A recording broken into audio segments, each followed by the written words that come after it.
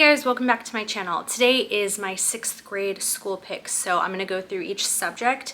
Obviously, I'm not going to go through group subjects because I've already done that.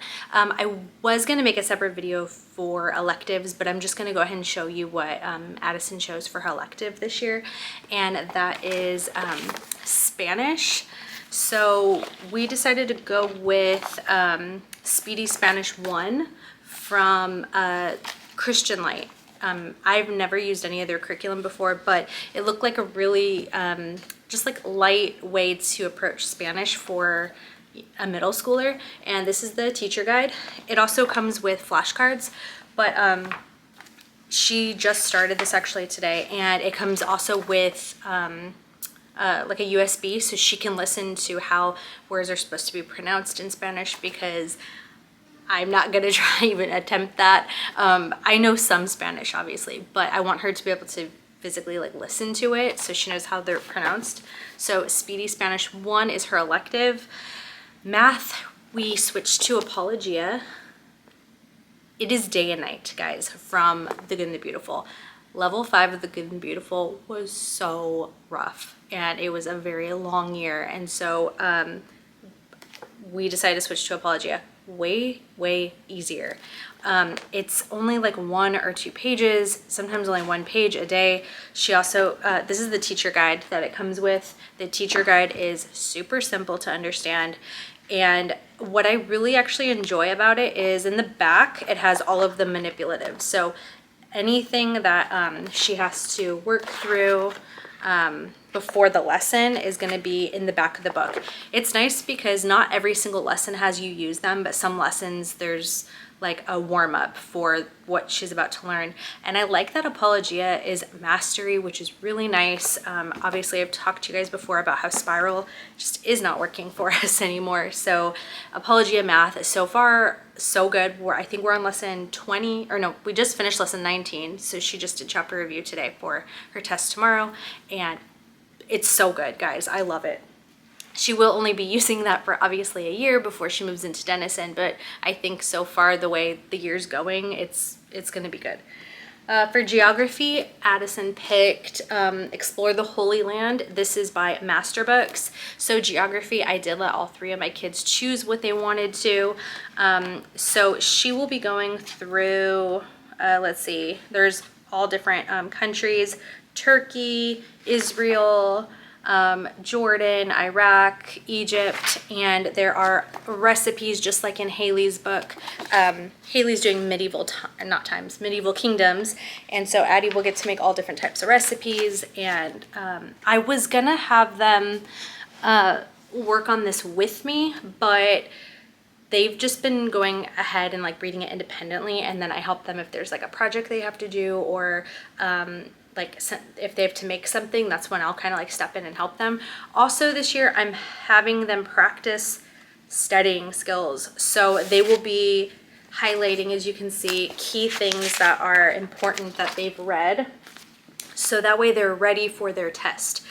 Or I don't really want to say test because it's not labeled as a test, but they have like chapter reviews, but I'm grading those this year.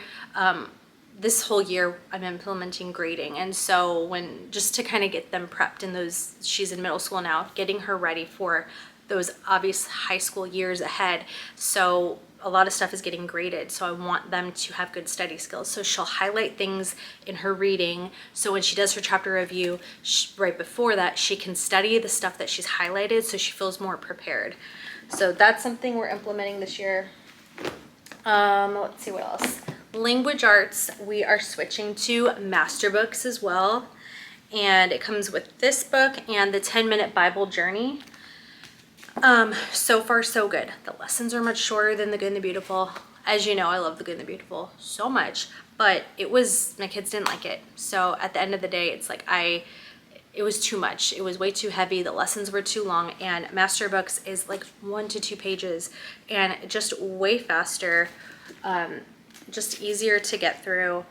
And I like that Charlotte Mason approach, and I feel like my girls are really enjoying that. Christopher too, I think he likes that the lessons are shorter. And then the illustrations in this book are just so beautiful. And a lot of the stories in the beginning of this that like my kids already know, but some of them Addison doesn't know yet, so it would be nice for her to kind of read through that. That's for language arts. Okay, her spelling is getting changed. I love all about spelling. Don't get me wrong, absolutely love it. But when it doesn't work for your kid, you have to change it.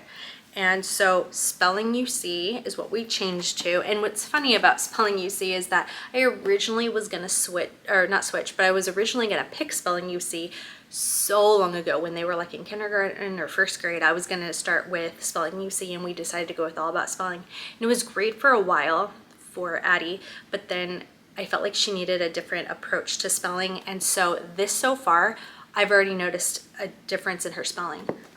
So the way it works is it comes with the hand guide. It comes with colored pencils that are erasable. And this is the first workbook that she goes through.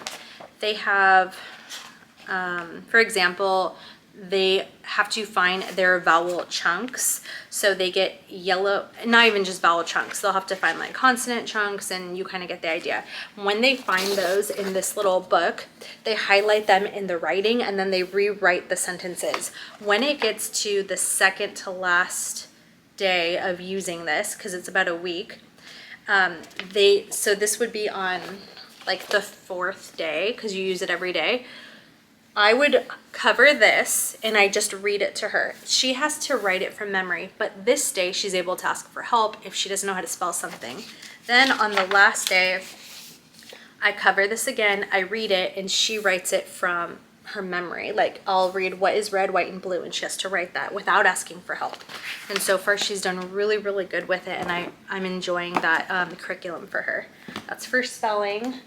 And as you know, for writing, we're using IEW, which I'm going to get into IEW, but worth every penny. I'll just leave it at that. I absolutely love it. Okay, the last thing I'm going to show you guys is science. Science, Addison picked General Science 2, Survey of Geology and Archaeology. This is the teacher guide, the PDF. I printed it out. So this is General Science 2. You can do them out of order. Master Books also has General Science 1, but they didn't have to be done like in any particular order. So the way it works is this is the first book she's going to go through, which is archaeology. She also has geology, cave, and fossil. Cave and fossil are in my mailbox down the street. Just got delivered today. And geology I still have to order, but I don't need those right away because this is actually the first book she's going to be using. So we started science today actually, and I printed all of her worksheets in here, and I just put it in a 3-ring binder. She's really interested in archaeology, so I showed her the different options for science, and this was the one that she picked.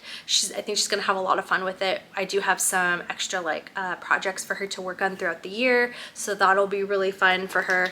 And I think that's everything, other than obviously you guys know Bible we do together, history we do together, and that is in a different video that I have. But these are all of her individual subjects that she'll be working on for 6th grade. And yes, so far so good. But like I said, we just started science today. Right now I have a really nice flow of how school's going. We do group subjects downstairs together in the morning, and then they have a snack, then they come upstairs, and on the whiteboard I have all of their independent subjects. Next to the independent subjects, I have their initial. I saw another homeschool mom do this, and I thought, I wonder if that would work for them, because last year, as you know, was a disaster. I've talked to you guys about last year being just chaotic. So this year, all their independent subjects go on the whiteboard with their initial. I don't care what order they do it in, because I'm into that middle school age right now where they want to work independently, and they don't want to do the same thing that their other siblings doing at the same time. And okay, so my battery died, so I don't even remember where I left off. But basically I have all their independent work on the whiteboard. They erase a subject that they finish, and then they go on to the next. Like I said, I don't necessarily care what order. All I know is that like they will do all those subjects together downstairs, and then with me leading it, and then upstairs they'll do independent, and then science. So far, because I just got all their science in like yesterday and today, so all the science is just going to be done independently with me, and they need to be done with all their other stuff. I guess it just it kind of depends on that, because I don't know, that my schedule of how it's worked minus science has worked wonderfully, but throwing science in, we'll have to see. But like I said, or actually I don't even think I mentioned this, but science is going to be 2 to 3 days a week. So it should be pretty simple if I'm swapping history for science. I just turned my phone off for a sec. So that's basically it. But yeah, for 6th grade, let me know what you guys are using and if you've used any of this, and let me know what you think, and give this video a thumbs up, and I'll see you guys in my next one for my 7th graders picks. Bye guys.